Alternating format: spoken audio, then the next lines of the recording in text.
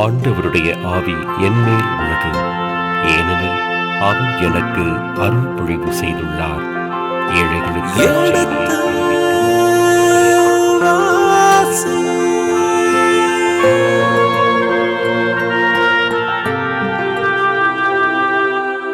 எடுத்து வாசி.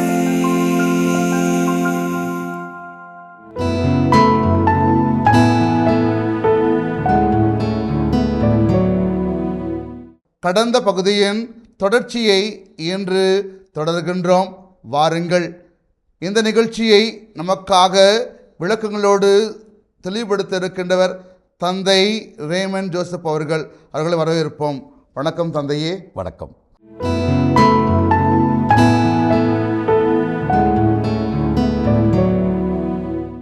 தொடர்ந்து 26. பெக்கியாவின் பிற செயல்களும் அவன் செய்தவையாவும் இஸ்ரேல் அரசர்களின் குறிப்பேட்டில் எழுதப்பட்டுள்ளன அல்லவா? ஆக மீண்டும் அந்த வழக்கமான சொல் வழக்கு தான். பெக்கியாவினுடைய பிற செயல்கள், அதாவது பெக்காவுக்கு முன்னால் வாழ்ந்த அரசனுடைய பிற செயல்கள். அவன் செய்வதற்கு ஒன்றும் இருக்காது, 2 ஆண்டுகள் தான் இருந்தான். அந்த 2 ஆண்டுகளில் என்னென்ன செய்தான் என்பதை எங்கே நாம் பார்க்க முடிகிறது? இஸ்ரேலர்களின் அரசர்களின் குறிப்பேட்டில் இது எழுதப்பட்டிருக்கிறது. எனவே இப்போ 5 பகுதிகளை பார்த்துருக்கிறோம். இப்பொழுது 6வது பகுதி, இஸ்ரேல் அரசன் பெக்காவை பற்றி. பெக்கா ஏற்கனவே 737 அரசனாகிவிட்டான். இப்போ பெக்கா என்ன செய்தான், அவன் எத்தனை ஆண்டுகள் ஆட்சி செய்தான் என்கிற அந்த செய்திகள் 27 முதல் 31 வரை இடம்பெற்றிருக்கிறது.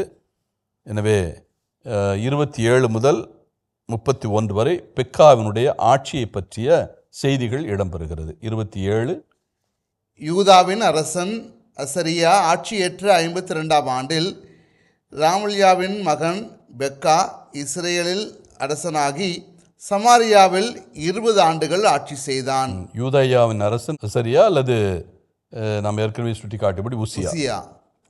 இவனுடைய 52ஆம் ஆண்டு. மீண்டும் மீண்டும் இந்த ஆண்டு குறைபாடுகள் இருக்கிறது. நாம் ஏற்கனவே எடுத்த கணக்கீடு பிரகாரம் 52ஆம் ஆண்டு என்பதை விட குறுகிய காலகட்டம்தான் வரும். என்றால் அசரியா ஆட்சி பொறுப்பேற்ற ஆண்டு 783. பெக்கா ஆட்சி பொறுப்பேற்ற காலம் 737. இந்த காலகட்டத்தை நாம் கணக்கிட்டோம் என்றால் 783 737 என்கிற போது 46 ஆண்டுகள் தான் வரும். 46 ஆண்டுகளுக்கு மேலே போகாது. இங்கே 52 ஆண்டுகள் என்று சொல்லப்பட்டிருக்கிறது. மீண்டும் பெக்கா 20 ஆண்டுகள் ஆட்சி செய்தான் என்கிற குறிப்பு இருக்கிறது. 20 ஆண்டுகள் என்பது பெக்காவை பொறுத்த மட்டில் அதிகமான ஆண்டுகளாக தெரிகிறது. என்றால் அவன் 737 ஆட்சி பொறுப்பை ஏற்றான் என்றால் 5 ஆண்டுகள் தான் அவன் ஆட்சி காலம் அமைய முடியும். என்றால் 732 வரை தான் நான் ஆட்சி செய்திருக்கிறான். அதற்கு பிறகு ஆட்சி செய்தவன் உசையா. அதனால் இங்கேயும் இந்த ஆண்டு குளறுபடி இருக்கிறது. நாம் பயன்படுத்துகிற இந்த அரசர்கள் பட்டியல், அந்த பட்டியல் பிரகாரம் பார்க்கிற போது பெக்காவுடைய ஆட்சி காலம் 737 ஆரம்பித்து 732 முடிகிறது. அப்படின்னா அவனுடைய ஆட்சி காலம் அதிகபட்சம் போனால் 6 ஆண்டுகள் இருக்கும். 5 ஆண்டுகள் அல்லது 6 ஆண்டுகள் தான் இருக்கும். ஆனால் இங்கே 20 ஆண்டுகள் ஆட்சி செய்ததாக குறிப்பு இருக்கிறது. இதில் தவறுகள் இருக்க வாய்ப்பு இருக்கிறது. அதாவது அசரியா ஆட்சி செய்த 52 ஆண்டிலும் குறைகள் இருக்க வாய்ப்பு இருக்கிறது. பெக்கா ஆட்சி செய்த 20 ஆண்டுகளிலும் குறைவு இருக்க வாய்ப்பு இருக்கிறது. 28, அவன் ஆண்டவரின் பார்வையில் தீயென செய்தான். இஸ்ரேலரை பாவத்திற்கு உள்ளாக்கிய நேபாட்டின் மகன் யெரொபெயாமின் பாவ வழியை விட்டு அவன் விலகவில்லை. இதுவும் வார்த்தைக்கு வார்த்தை ஏற்கனவே நாம் இந்த 4 அரசர்களில் பார்த்த அதே செய்தி இருக்கிறது. இதுவரை இது 5வது அரசர், இஸ்ரேலுடைய 5வது அரசர். சக்கரியா, ஷலூம், மகனேம், பெக்காயா, இப்போ பெக்கா. இப்போ 5வது அரசை பார்க்கிறோம். 5 அரசர்களிலும் ஒரே மாதிரி இந்த செய்தி இடம்பெறுகிறது. ஆண்டவரின் பார்வையில் தீயெனச் செய்தார்கள். இஸ்ரேலை பாவத்திற்கு உள்ளாக்கி நேபாத்தின் மகன் யெரொபெயாமினுடைய பாவ வழியை விட்டு அவர்கள் விலகவில்லை. தொடர்ந்து 29.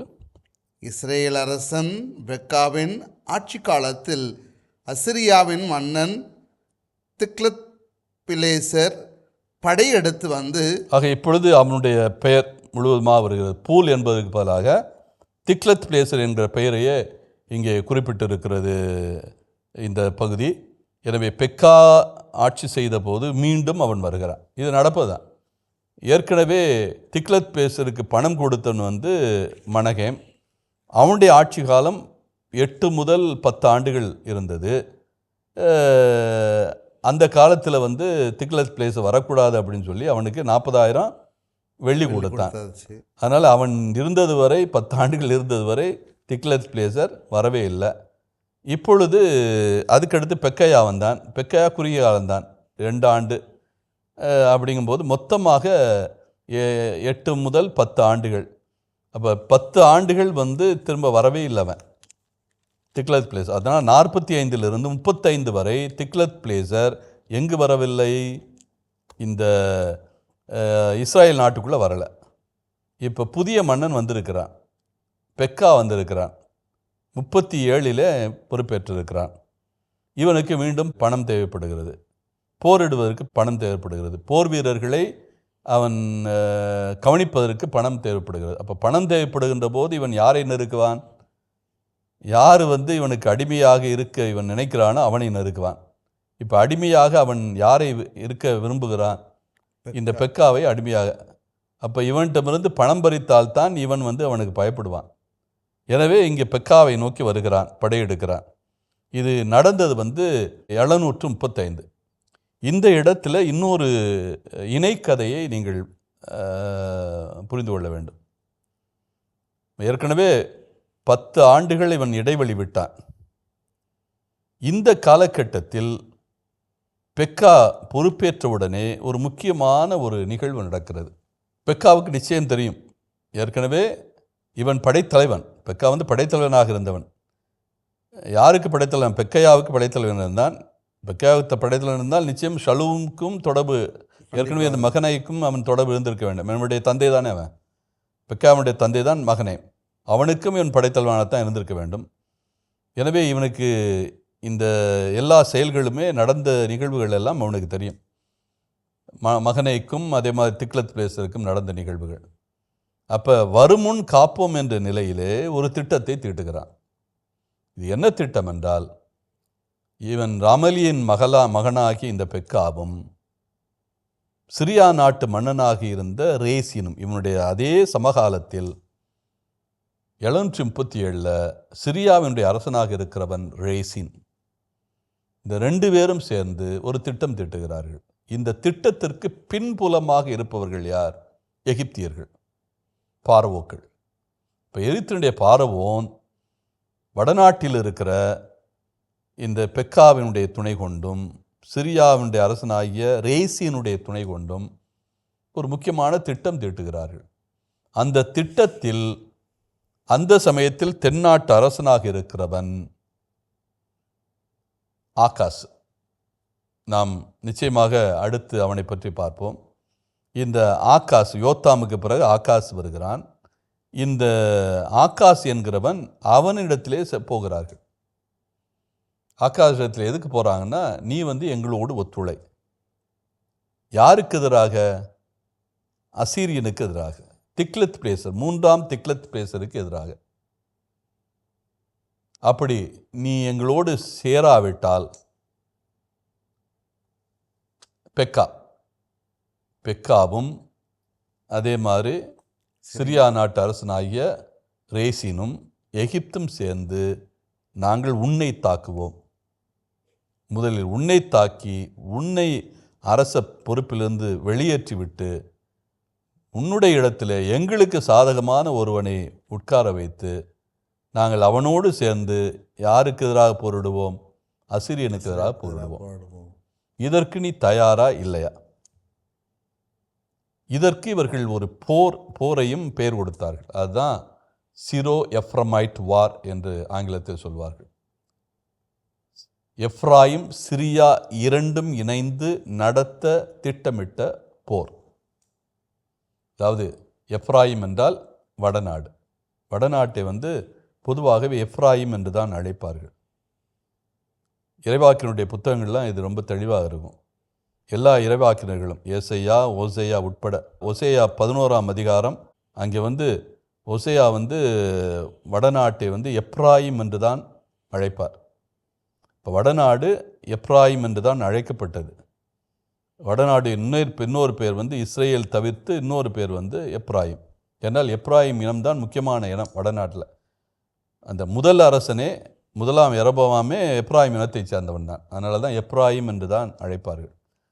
அதாவது யோசேப்பினுடைய மகன் எப்ராயிம், அவனுடைய தலைமையின் கீழ்தான் இவர்கள் இயங்கினார்கள். வடநாடு என்கிற அந்த பிரிவே அந்த எப்ராயிம் முன்னெடுத்தது தான். அதனால அந்த வடநாட்டுக்கு எப்ராயிம் என்கிற பெயர் கொடுத்தார்கள். எனவே இவர்கள் திட்டமிட்ட போருக்கு எப்ராயிம், சிரியா இந்த 2 நாடுகளும் இணைந்து நடத்த போகிற போர். இந்த போர் யாருக்கு எதிரான போர்? தென்னாட்டில் இருக்கிற ஆக்காசுக்கு எதிரான போர். இந்த போர் நடக்கவே இல்லை. இது ஒரு பயமுறுத்தல் தான். யாருக்கு எதிரான பயமுறுத்தல்? ஆக்காசுக்கு எதிரான பயமுறுத்தல். ஆனால் ஆக்காஸ் சூழ்ச்சிக்காரன். அவன் என்ன பண்ணா, யோத்தாமுடைய மகனாகிய ஆக்காசு சாட்சிக்காரன் காலில் விழுகிறது போல சண்டைக்காரன் காலிலே விழுதலாம் அப்படின்னு சொல்லிட்டு யார் காலில் போய் விழுந்துட்டான்? இந்த சண்டைக்கு மூலமாக இருக்கிறவன் காலில் போய் விழுந்துட்டான். அவன் யாரு? அசீரியன். நான் ஏன் சாட்சிக்காரன் காலில் விழுகணும்? சாட்சிக்காரன் சண்டைக்காரனுக்கு சாட்சியம் சொல்லக்கூடியவன் தான். நான் சண்டைக்காரன் காலில் விழுந்துறேன்னு, அப்போ கதை பிரச்சனை எளிதாக தெரியும்ல அப்படின்னு சொல்லி சண்டைக்காரன் காலில் போய் விழுந்துட்டான். அசீரியன் காலில் போய் விழுந்துட்டான். திக்லத் பிளேசர் என்ன பண்ணான்? உடனே யாருக்கு சாதகமாக போரிட வந்து விட்டான்? தென்னாட்டிற்கு சார்பாக, ஆக்காசுக்கு சார்பாக யாரோடு போரிட தொடங்கிவிட்டான்? சிரியாவோடும் இஸ்ரேலனும் போரிட தொடங்கிவிட்டான். அதைத்தான் நம்ம இங்கே பார்க்குறோம். பெக்காவினுடைய ஆட்சி காலத்தில் அசிரியாவின் மன்னன் திக்லத் பேசர் படையெடுத்து இது நடந்தது 735. பெக்கா ஆட்சி பொறுப்பேற்று இந்த சிரியா எப்ராயிம் இணைந்து நடத்த போகிற அந்த போர் திட்டமிட்ட உடனேயே ஆக்காசினுடைய தூண்டுதலின் பேரில் யார் இப்போ நுழைகிறது?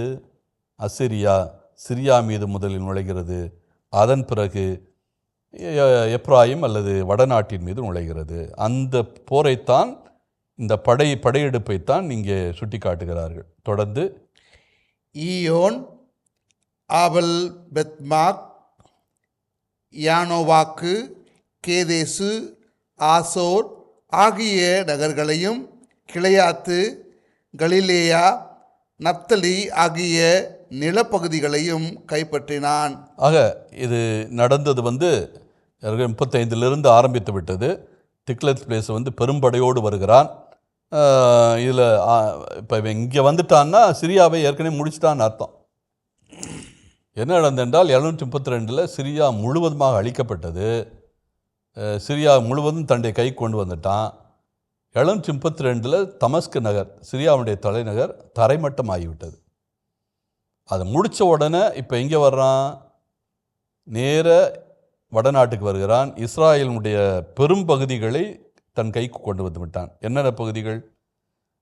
ஈயோன், ஆபல் பெத்மாக்கா, அதே மாதிரி யானோவாக்கு, காதேசு, ஆஷோர், அதே மாதிரி கிளையாத்து, கலிலேயா, நப்தலி ஆகிய எல்லா பகுதிகளையும் அவன் கைப்பற்றியது மட்டுமல்ல, மக்களையும் அசிரியாவுக்கு நாடு கடத்தினான். இப்போ நாடு கடத்தல் என்பது ஒரே இரவில் நடக்கிறது இல்லை. எங்கெங்கே அவங்க நாட்டு பகுதி எப்படிங்கன்னா அப்படியே வரிசையாக கொஞ்சம் கொஞ்சமாக அனுப்பிட்டே இருப்பான். நம்ம ஒட்டுமொத்தமாக எப்போ போர் முடிந்தது, ஒட்டுமொத்தமாக எத்தனை பேர் போனாங்க அப்படிங்கிற கணக்குத்தான் நம்ம சொல்ல முடியும். இந்த நாடு கடத்தல் என்பது எப்போ போர் தொடங்கியதோ அப்போதிலிருந்து ஆரம்பித்து கொண்டு இருக்கிறது. இப்போ சிரியாவுக்கு முன்னாலே ஆரம்பிச்சிச்சு. 735 ஆரம்பிச்சு. ஏன்னா சிரியாவை 35 உள்ள நுழைஞ்சிட்டான். அதன் பிறகுதான் அவன் வடநாட்டுக்கு வர வேண்டி இருக்கிறது. 34, 33 வந்துட்டான், வடநாட்டுக்கு வந்துட்டான். வடநாட்டில் பெரும்பகுதியை அவன் பிடித்து விட்டான். இந்த போர் ஏதோ ஒரு நாளில் முடிஞ்சதான் அர்த்தம் இல்லை. 35 இந்த போர் 722 வரை நடந்தது. எத்தனை ஆண்டுகள்? 13 ஆண்டுகள். அப்படின்னா இந்த வடநாட்டையும் சிரியாவையும் ஒட்டுமொத்தமாக அவன் சாப்பிடுவதற்கு எத்தனை ஆண்டுகள் ஆனது? 13 ஆண்டுகள் ஆனது. திக்லத் பிளேசர் போயிட்டான், அது பிறகு இன்னொருத்தன் வந்தான், அவனும் போயிட்டான், 3வது மன்னன் வந்தான். எனவே இந்த அசிரியர்களிடையே 3 மன்னர்கள் இதற்குள்ளே மாறிட்டாங்க. 3ஆம் திக்லத் பிளேசர் 727 வரை போரிட்டான். 727 திடீர்னு அவன் இறந்துட்டான். அவன்தான் இந்த படைக்கே, இந்த போர் தடுத்ததுக்கே மூல காரணம். அவன் ஏறக்குறைய எல்லாவற்றையும் ஏற்பாடு செய்து விட்டான். அவன் இறந்த பிறகு திக்லத் பிளேசர் 2 745 727 வரை அவன் போரிட்டு கொண்டிருந்தான். அவன் இறந்த பிறகு 727 722 வரை 5ஆம் சல்மனசார் என்கிறவன் அசிரிய மன்னன், அவன் போரை தொடர்ந்து நடத்தினான். அவன் இறந்து போயிட்டான். கடைசியாக 2ஆம் சர்கோன் அவன் வந்துதான் கடைசியா இஸ்ராயேல் சிரியா என்கிற இந்த 2 நாட்டினுடைய அந்த நாட்டை எல்லாம் சவப்பட்டிகளை வச்சு அடக்கி அந்த கடைசி ஆணியை அடைச்சிட்டான். இப்போ வடநாடும் சிரியாவும் சவப்பெட்டிக்குள் அடக்கம் செய்யப்பட்டு விட்டது. யாரால? சர்கோன், 2ஆம் சர்கோன். முழுவதுமாக 2 நாடுகளும் இப்போ யார் கைக்கு போயிடுச்சு? அசிரியருடைய கைக்கு. இப்போ இதை கடைசியாக செய்தவன் தான் யார்? 2ஆம் சர்கோன். ஆனால் இதற்கு மூல காரணம் யார்? 3ஆம் திக்லத் பிளேசர். அவனிலிருந்து தொடங்கி, அவன்தான் எல்லாவற்றையும் முன்னெடுத்தவன். அவனிலிருந்து தொடங்கி 5ஆம் சல்மனசார் அவன் 5 ஆண்டுகள் இந்த போரை தொடர்ந்து வழி நடத்தி இறுதியாக 2ஆம் சர்கோன் கையில் அதை ஒப்படைச்சிட்டு அவன் எல்லாவற்றையும் முடித்துவிட்டு ஒட்டுமொத்தமாக இஸ்ராயேல் வடநாட்டு மக்களை எல்லாம் அவன் என்ன பண்ணிட்டான்? நாடு கடத்தி கொண்டு சென்று விட்டான். இதைத்தான் நாம் இந்த பகுதியில் பார்க்குறோம். பெரும்பகுதியான பகுதிகளை அவன் பிடித்து விட்டான். தொடர்ந்து 30வது வசனம். ஏலாவின் மகன் ஒசேயா ரமலியாவின் மகன் பெக்காவுக்கு எதிராக சூழ்ச்சி செய்து அவனை வெட்டி கொன்றுவிட்டு. இப்போ ஏலாவின் மகன், இதுக்குள்ளேயே இவ்வளவு பிரச்சனைகள் நடந்து கொண்டு இருக்கிற போதே இந்த பெக்காவுக்கு எதிராக இன்னொருவன் எதிர்த்தெழுகிறான். அமையாரு? ஒசேயா. ஏலாவின் மகன் ஒசேயா. இந்த ரமலியாவின் மகன் பெக்கா, இவன் தான் பெரிய திட்டம் போட்டவன். வடநாடு, தென்னாடு, சிரியா, எகிப்து எல்லாமே இணைந்து நாம் போரிடுவோம், அசிரியாவை எதிர்ப்போம் என்று பெரிய திட்டத்தை கொண்டு வந்தவன். இந்த திட்டத்திற்கு ஆகாஸ் இணங்கி இந்த வடநாட்டோடு சேர்ந்திருந்தால் நிச்சயமாக அசிரியாவை இவர்கள் தடுத்திருக்க முடியும். ஆனால் ஆகாசுடைய அந்த சரியான நேரத்தில் அவன் இவர்களுக்கு ஒத்துழைக்காதது, ஆகாஸ் வேறு வழியை எடுத்தது, இந்த சாட்சிக்காரனும் காலில் விழுகாமல் சண்டைக்காரன்களில் போய் விழுவோம் அப்படின்னு நினச்சது. அது இறுதியில் யாருக்கு வினையாக அமைந்தது? சிரியாவுக்கும் வடநாட்டுக்கும் வினையாக முடிந்தது. அதனால இந்த 2 நாடுகளுமே முழுக்க முழுக்க முழுக்க அசிரியாவுடைய கைக்கு மாறிவிட்டது.